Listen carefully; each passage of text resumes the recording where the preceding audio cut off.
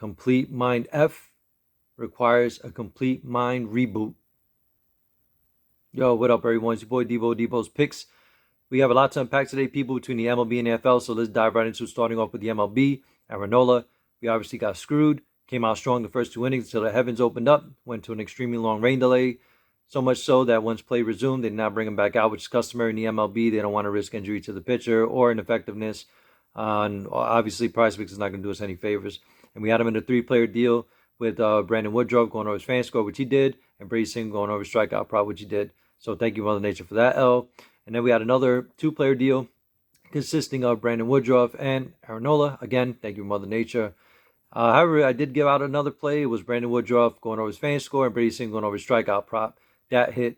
So overall, it wasn't a complete loss, but it should have been a hell of a lot better. Definitely felt like it was going to be a sweep. Aaron Nola, once he starts out hot, it pretty much he just becomes a man on a mission. Ends up going 7-8 innings strong.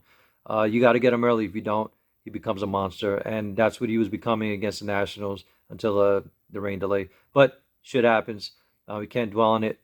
Then let's dive into the NFL. I had a 5-player kicker galore deal that I gave out. Only 3 out of the 5 hit. Wasn't a total loss. Definitely wants some money back, but it wasn't a complete win, which also stinks. Turns out the position players did have their feet under them. Who didn't have their feet under them were all the defenses in the NFL. So that sucked. So not what I expected. Usually teams come out sluggish offensively, but that wasn't the case. It was a defense. So it is what it is. Now, I did realize I was watching the red zone. I saw Eagles were constantly in the red zone, and they went up for it on 4th down multiple times, which took away field goal opportunities for Jake Elliott. And I'm going to keep that in mind moving forward, that some of these head coaches love to go for it on 4th down, and I didn't even think about that. And the same deal for the 49ers. Shanahan likes to go for it on 4th down.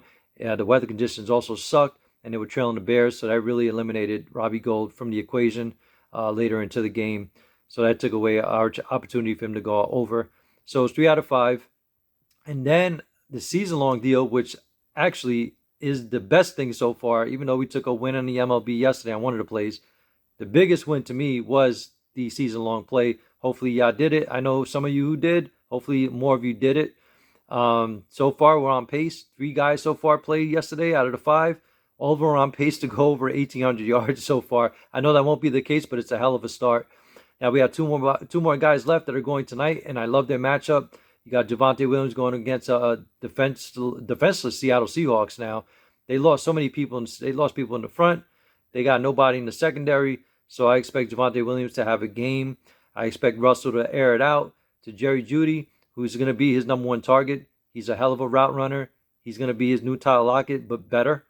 So I expect the big game out of those 2 guys. So I believe we'll finish strong for the first week on our season-long play. So I'm excited about that.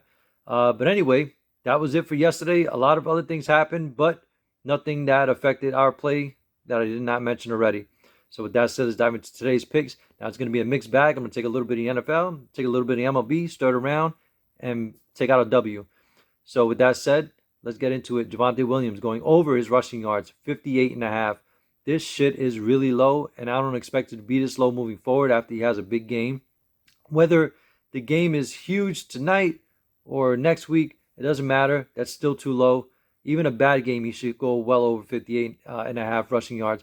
And I'm linking him up with Framber Valdez going over 6.5 strikeouts and Chris Bassett going over his fantasy score of 39.5. Then I got a 2-player deal consisting of Framber Valdez going over his strikeout prop of 6.5 and Chris Bassett going over his fantasy score of 39.5. And lastly, my final 2-player pick is Framber Valdez fantasy score over 40.5 and Chris Bassett over 39.5 on his fantasy score. Those are my picks for today, guys. It's Monday Night Football tonight. Russ going back to his old stomping grounds. I cannot wait. I feel it's going to be extremely lopsided. The Seattle Seahawks are literally tanking for a better QB anyway. I can't wait. Obviously, we're rooting for Jerry Jeudy and Javonte Williams. So enjoy, guys. I'll see you on the next one. Peace.